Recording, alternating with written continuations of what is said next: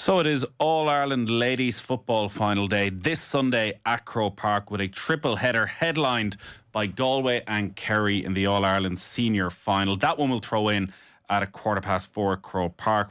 Before that, it's Leitrim against Tyrone in the intermediate final at 1:45, and starting the day bright and early at 11:45 is the All-Ireland Junior Final between Fermanagh and Louth. We will have full coverage throughout Sundays Off the Ball from 1 o'clock. Aisling O'Reilly, Tommy Rooney and Ciara Trant are going to be bringing us updates throughout the afternoon. It is a very novel pairing in that senior final between Galway and Kerry, and to build up to the game, delighted to be joined by four-time All-Ireland winner Cora Staunton. How are you keeping, Cora? Hi Nathan, how are you? I'm good. A lot of similarities in a way to last weekend with this pairing. Well, obviously Galway been back again 1 week on after the disappointment of last week. Galway haven't won an All-Ireland title since 2004, which was their only success. And while Kerry have won 11 titles, they had that famous 9 in a row. You have to go a long, long way back. 1993, incredibly, the last time Kerry won the All-Ireland final. I heard some of the Armagh players saying during the week that once Dublin were knocked out, they sort of felt like, OK, this has opened up quite nicely. Would that have been the same sense when Dublin were knocked out on the ladies' side of things? Yeah, I definitely think it was the same sense in terms of that, I suppose once Dublin are gone, they've been kind of the powerhouse over the last kind of number of years. So, yeah, and Galway beating them, I think that was a real shock in the championship. So, yeah, it's certainly wide open. And then obviously, Kerry have been in All-Ireland, this is their third year in a row, but they haven't won a title in 31 years, Galway in 20 years. So, yeah, kind of taking on the same kind of life of the men's game in terms of we're going to have a new winner and it's going to be a long time since they've won one. So, yeah, it's bound to be a cracking final. A lot of hurt from Kerry for the last two previous finals and not performing in them. So, yeah, and then Galway kind of coming in as underdogs after getting relegated from Division 1.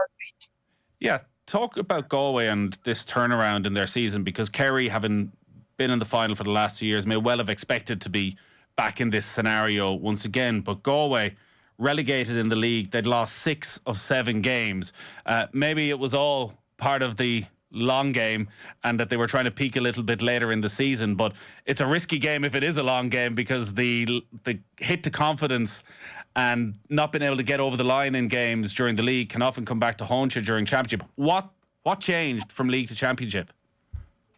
It's very hard to know. I think, if you look at their league matches, I think they were well in most of them. It's not that they were taking hammers. They were probably just being unlucky in terms of losing by a point or two. The first league match against Mayo, they lost by a point, and that was kind of the trend throughout their league performance. I suppose you have to look at that Galway team. They probably lost a number of players in terms of players that stepped away for the year. I think there's maybe 7 or 8 gone off the panel. And then you also have to look at the Kilkerran Clonberne girls, who obviously won the Club All-Ireland last December, weren't there for most, the majority of the league. So they were down a lot of players. So I don't think they were over-panicked by it. Add in Daniel Moynihan, a new manager in.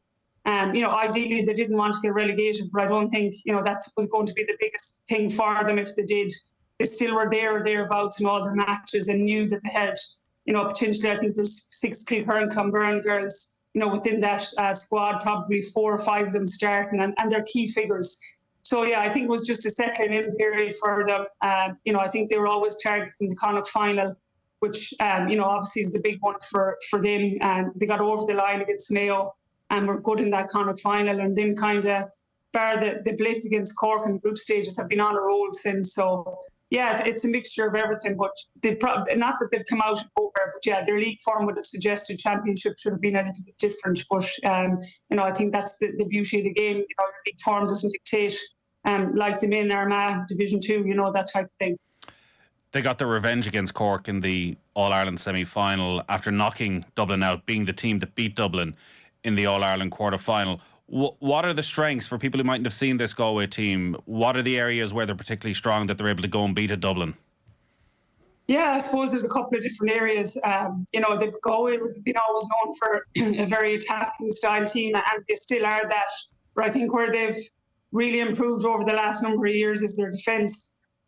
I think, if you look, right throughout the championship form, they've conceded very little. I think, I was doing a little bit of research during the week. I think they're about conceding about 12 points on average a game, which is very good for for defence, and that's kind of Nicola Ward leading there, but she's also leading the attack there with playing centre back. Charlotte Cooney, kind of Sarah Lynch, Kate Geraghty, players like that. So I think that's probably where they've done really well. They're not scoring high amounts either. They're only scoring on average of kind of 14 or 15 points, but they've done very well in regards to that, and they've come up in some quality, obviously, in Mayo in the Connacht final, Dublin, Cork, so they have a good balance.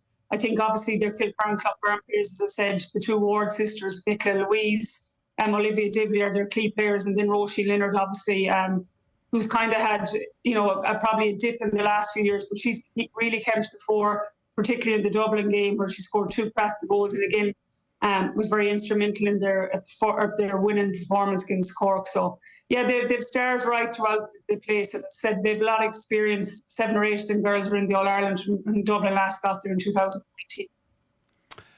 Alva Davern, hugely important player.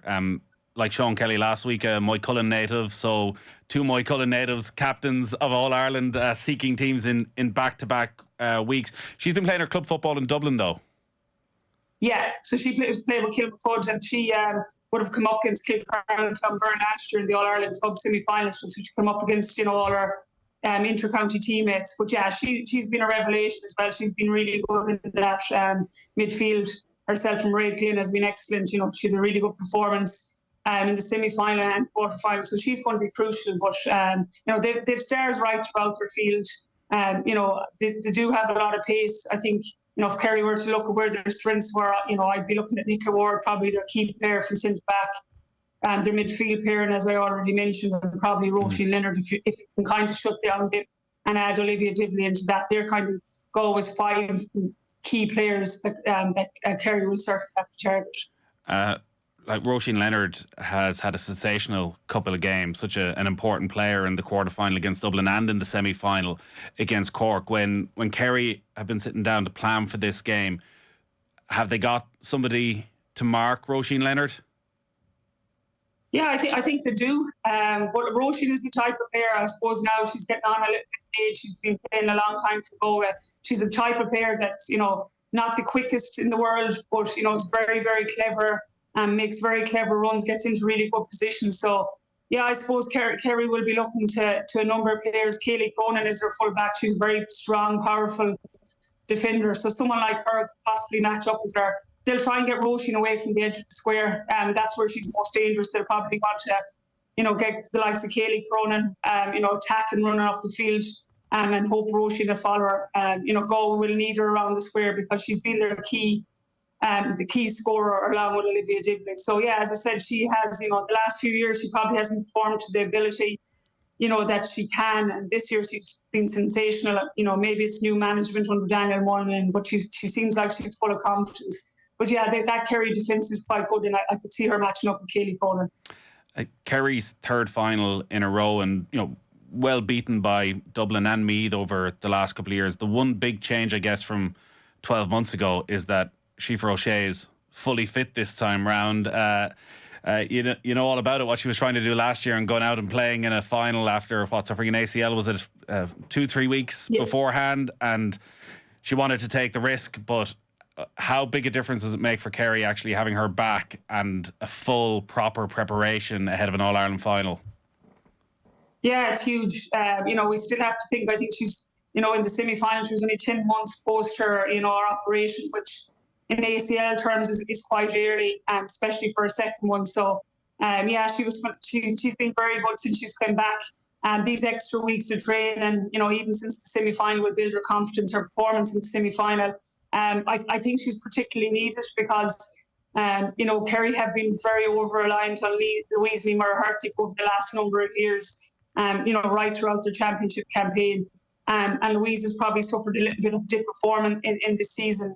Whether it's through injury or not, hasn't been starting, has been coming on, and just hasn't been racking up the scores that we usually associate with her. So, yeah, certainly they need Chief for a back, because of her scoring prowess up there. The Kerry half-forward line for me is the one that we would really have to target. That's where, they have a lot of stars there. Captain Niamh Carmody, Niamh Conra, Hannah O'Donoghue. That's the real line that I think that, that when the battle is there, that's where it's going to be won and lost. So, Kerry have 6 forwards, on their day can score, but I don't think they've been playing as well as they were previous to the All-Ireland final last year and even the year before. They drew with Donegal in the group stages. They just about got over the line against Armagh. I suppose when Armagh tested them earlier on, they went 5 points to 1 down. I fear for them if Galway go at them early, what their mental resilience is like, 2 All-Ireland defeats and 2 poor performances in All-Ireland final. So, I suppose if I was Daniel Moynihan and the Galway management team, you'd try to go at Kerry early and see what their mental resilience, because it's very difficult, to lose 2 All-Irelands, never mind being a third one and be well down. So I think it's going to be a cracker in terms of that. There's going to be no fear in that Galway team. And, Kerry are, really dying to get over the line. They've kind of a lot of older players that have kind of said that if this isn't their year, they're probably going to step away. So, yeah, there's a lot of pressure on Kerry, probably not so much on Galway. I guess you can look at Louise Hertig's form in 2 ways. One is, want your star player scoring and being at the peak of her powers and, well capable of scoring 12 points a game. But the fact she hasn't been doing that consistently, but they're still in an All-Ireland final, means other players have had to step up. Does that give them a bit more depth? That whereas I think 12 months ago when we spoke about Kerry in this conversation, it was all about, how do you stop Louise Hertig? And if you stop her, you stop Kerry. Whereas maybe there's a bit more to this forward line now. Yeah, I think there is. You probably have majority of the same forward line that's been there, maybe minus 1 or 2. I think you can look at it 2 ways. I think you can look at it the way that, going into an All-Ireland final and kind of being a bit underdone or undercooked. You can look at Galway men's last week in terms of Damien Comer and Shane Walsh, and, that can backfire, but also that you can kind of go under the radar and performances haven't been as good as they were. And, maybe Galway don't put as much time and effort into you. You have a brilliant performance. Louise is a very proud player. She's been around a long time. And, we talk about players, really good stars wanting to win in All-Ireland. And she's certainly one that deserves to win one. But I suppose like anything in life, if you deserve something, you don't always get it. So it'll be an interesting battle to see who they put on her. Do they put, the bigger defenders, on the likes of Sharf Rochford. So, yeah, it'll be interesting to see how it works out, over kind of the 60 minutes. The position that Louise Hertig is in is one that you've probably found yourself in many, many times throughout the years, where so much of the expectation rests on one player's shoulders. And, when you look back over the last 6 or 7 years, it's probably you have to go back to sort of 2017 and Mayo's last appearance in the final, where it all felt like it came down to you on the day. How the hell do you deal with that? I think you just have to. I suppose Louise is around a long time and you deal with it yourself.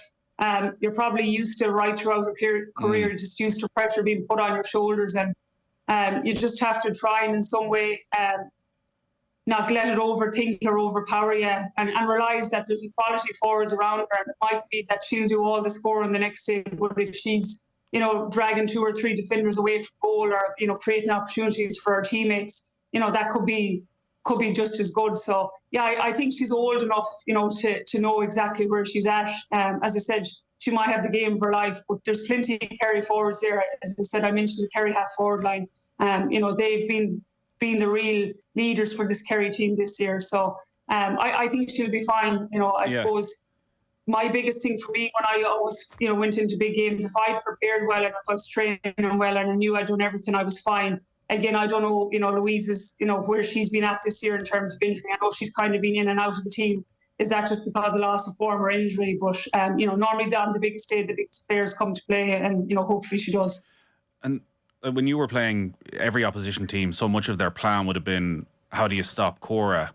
Would you, and looking at, say, again, Louise Hertig going into this weekend, would you have found, as you got older and more experienced, that you would have been able to realise very early in a game as to what their plan was to stop you and what opportunities that may present your teammates?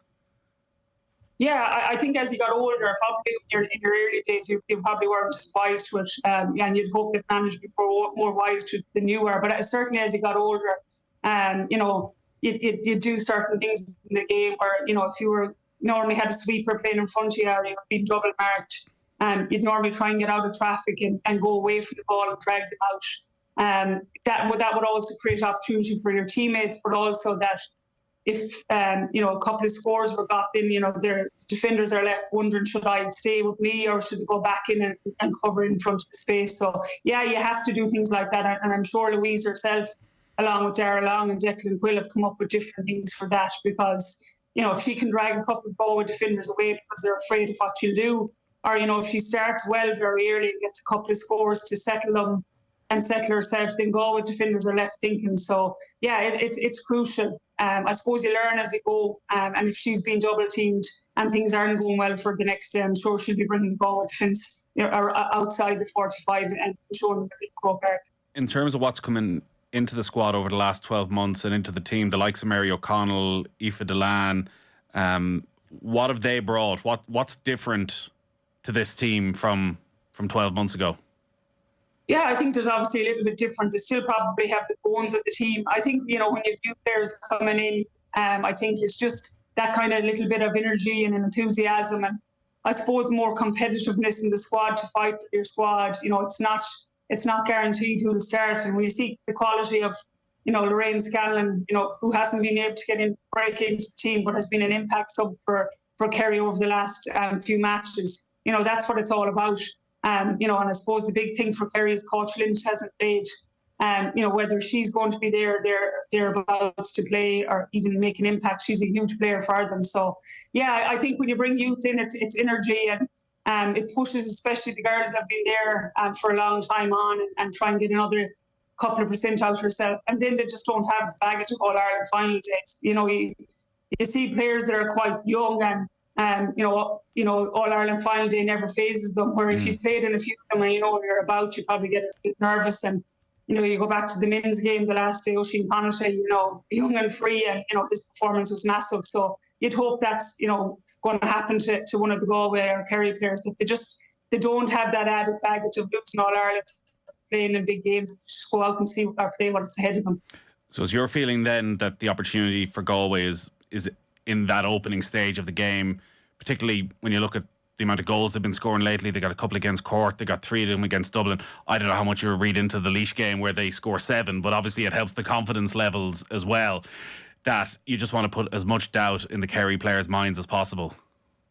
Yeah, 100%. And I think, if you look Galway, take the Laois game aside, because that was just, a game that really didn't mean too much. They've scored goals in every game. Connacht final, their group game against Cork, and then obviously in the quarter-final and semi-final. So, they are probably going to need a goal or two to win it.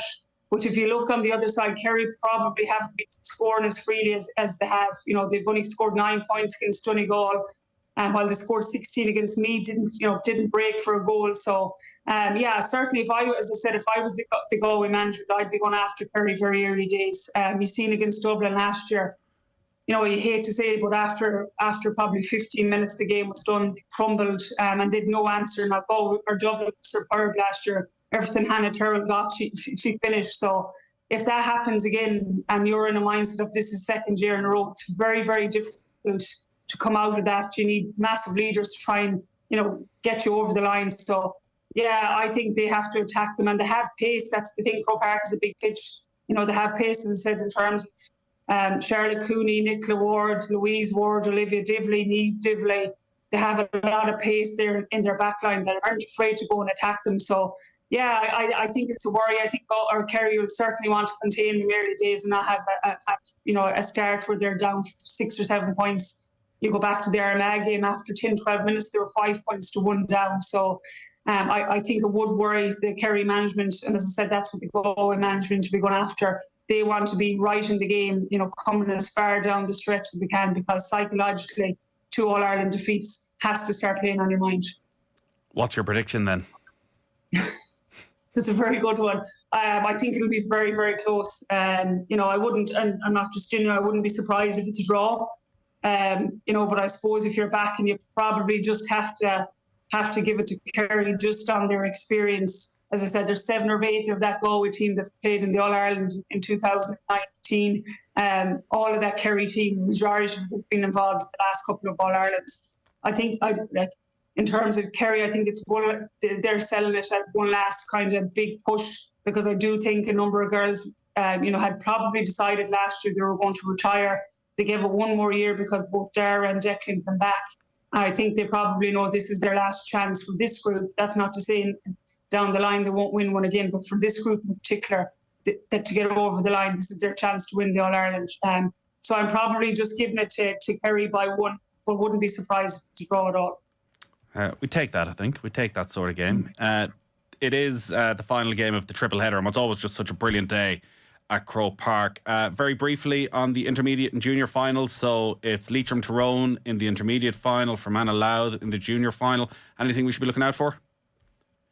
No, I think it's, they're two obviously great games in the intermediate final. The last few intermediate finals have been excellent. Last year's one was superb. If I was to pick two winners, I suppose I think, in the intermediate, I think Tyrone will just have too much. Tyrone realistically have been up and down from intermediate to senior the last number of years. I think they're the team that, should win it. I know Clare would be very disappointed that they were in the All-Ireland last year, didn't get to All-Ireland final stage. So, at the start of the year, Clare Tyrone would be favourites. So I can't see Tyrone beaten. And I think in junior final, I think it's going to be a cracker as well. It's probably a very hard one to call in terms of, I'm not too sure who'll go. I wouldn't be surprised again if that's going to be a draw. Two form teams as well coming in. It is going to be something of a landmark day as well. The 50th anniversary celebrations are going to be going on throughout the day. You'll be a part of them, I'm sure. Yeah, it's obviously a great day for ladies football in terms of 50 years, and I suppose where the games came.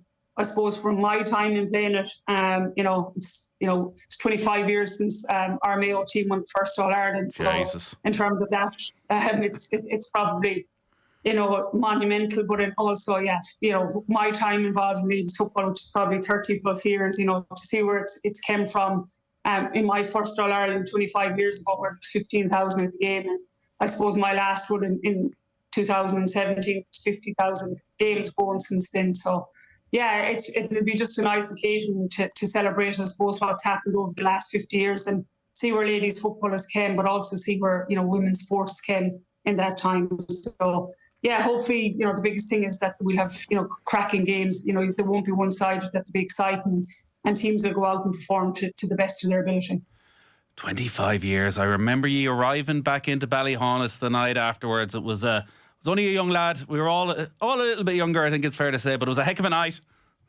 Yeah, I think we arrived into Ballyhonus. We'd probably done every major town and county at that stage. I think we arrived into Ballyhonus around 4 o'clock that morning. So, yeah, still remember it. It feels like yesterday, but yeah, good time. So, as I said, a bit like Galway, Kerry, it'll be 21 years or 20 years or 31 years, and they'll have the same feelings and memories 20 or 25 years later. Yeah, listen, enjoy Sunday, Cora. Great stuff. No problem, Nathan. Take care.